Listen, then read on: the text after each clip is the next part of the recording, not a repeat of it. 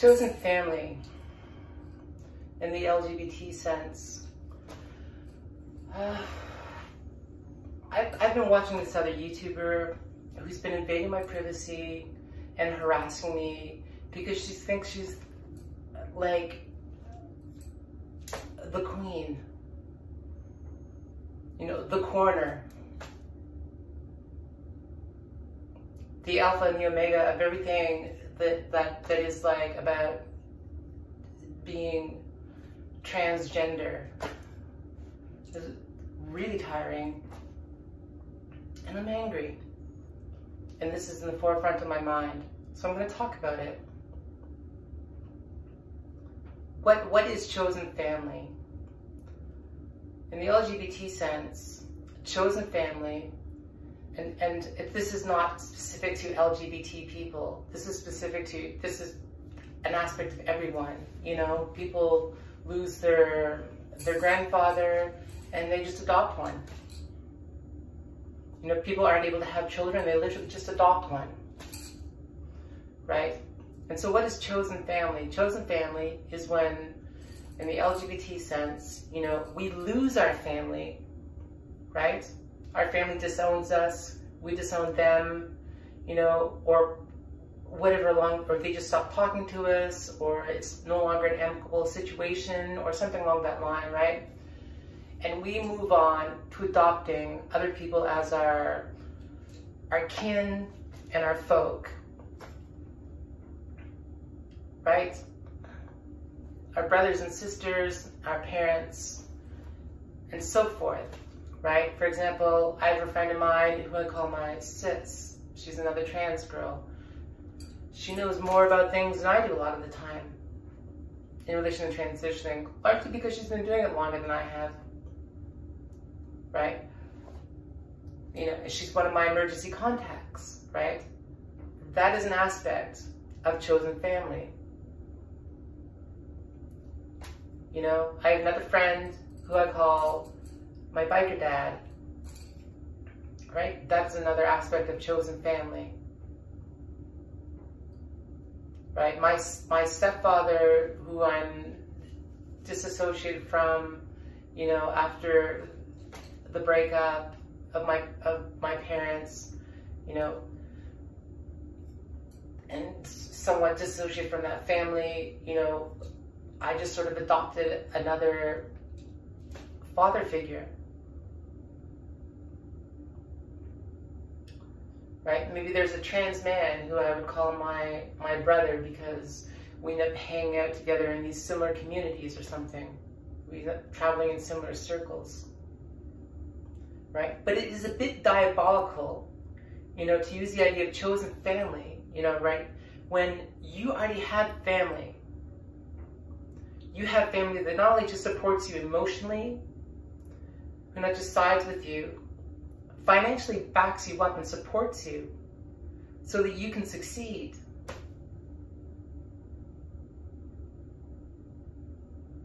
Right? I'm not such a jealous bitch, right, that I'm going to jump all over somebody else because they're succeeding where I'm not,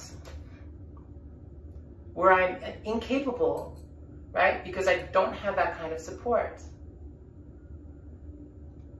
But it's kind of like a corporation, you know, adopting being LGBT positive, LGBT friendly and stuff like this, and actually just crapping, you know, on the people around them who are LGBT or not laying in the groundwork, you know, for these people to be accepted within that workplace or that corporation or whatever.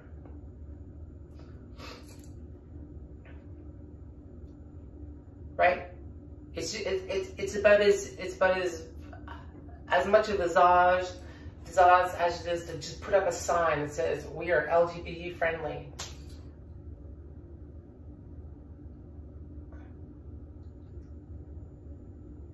Right? It's kind of like capitalizing upon the suffering of people, you know, like me or other people, right? And using it in such a case as this YouTuber, using it to make money.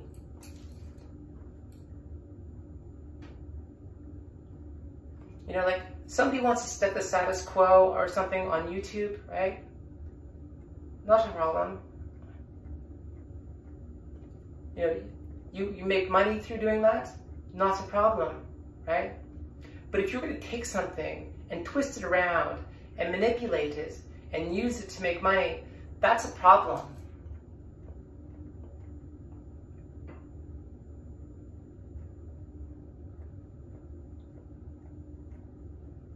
You know, especially when so many people, you know, who are like me, for example, you know, I disowned my brother, I have a very terse relationship with my mother. I'm not talking to the rest of my biological family, right? The rest of my biological family isn't really interested in talking to me. They're not going to give me more than 5 minutes on the phone. And that all happened because I transitioned. Yeah, I went through a lot of strife with my mother when I transitioned.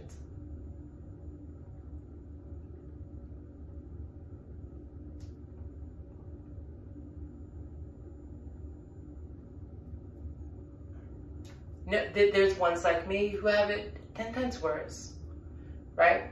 You know, I have not been in my workplace for a long, long time, right? And that had a lot to do with transitioning.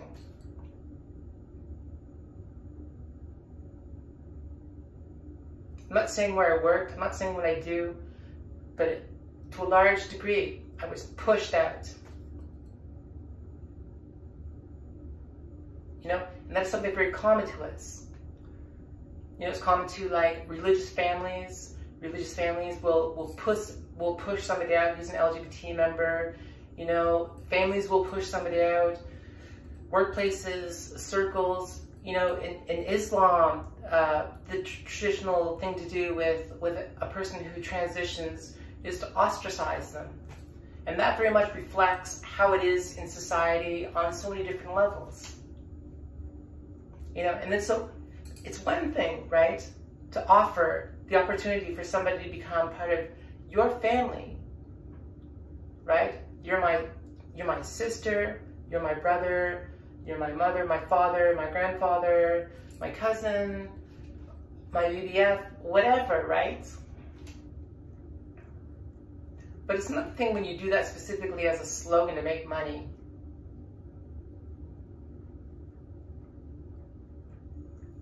Right? And on top of that, there's so many other girls who transitioned, right?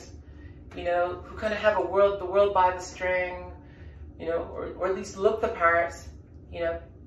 And why are they jumping all over me? Why? Because you can't come up with content. Right? Why are you invading my privacy? Because you can't come up with your own content.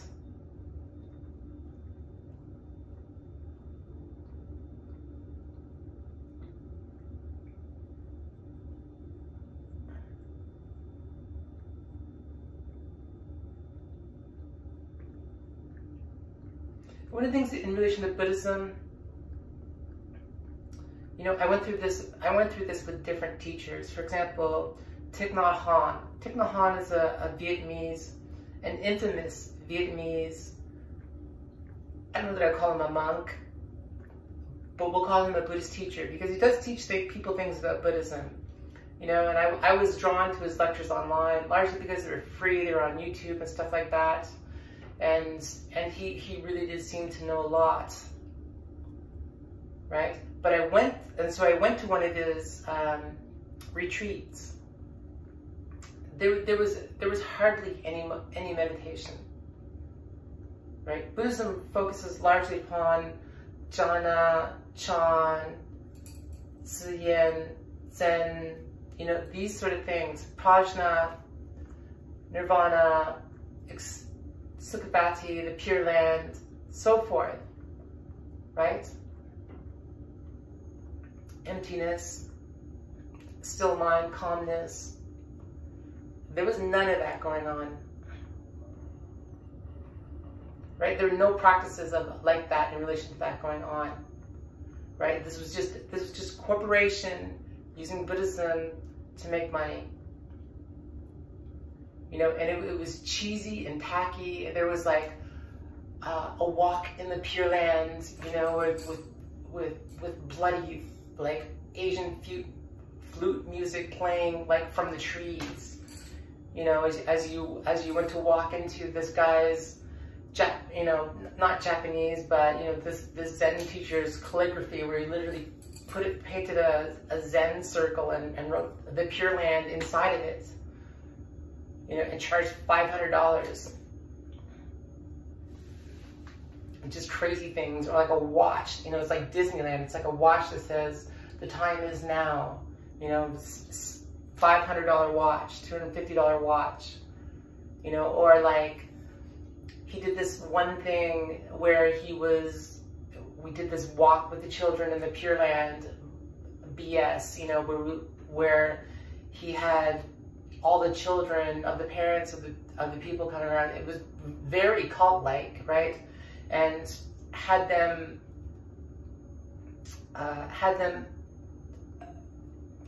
you know, these different monastics hand them children and stuff like that. And he's like looking into their eyes, and then he takes up this tiny little like gong. And he's like, ding, and some child's face lights up, and he like mimics it or something like that, you know. And this is like the Pure Land or something, and there were literally like women like just falling over and crying, you know, with evangelical like joyousness or something, you know, right? I mean, just total ruthless money-making showmanship from this Vietnamese monastic who was just completely a con man. Completely a con man. Nothing more than a con man.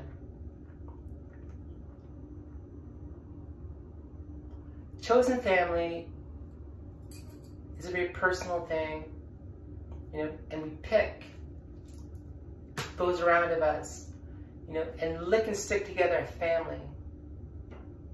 But we don't do it to make money, right? And we certainly don't treat our family members, you know, like crap, like lesser than, like invading their privacy, harassing them, and whatnot.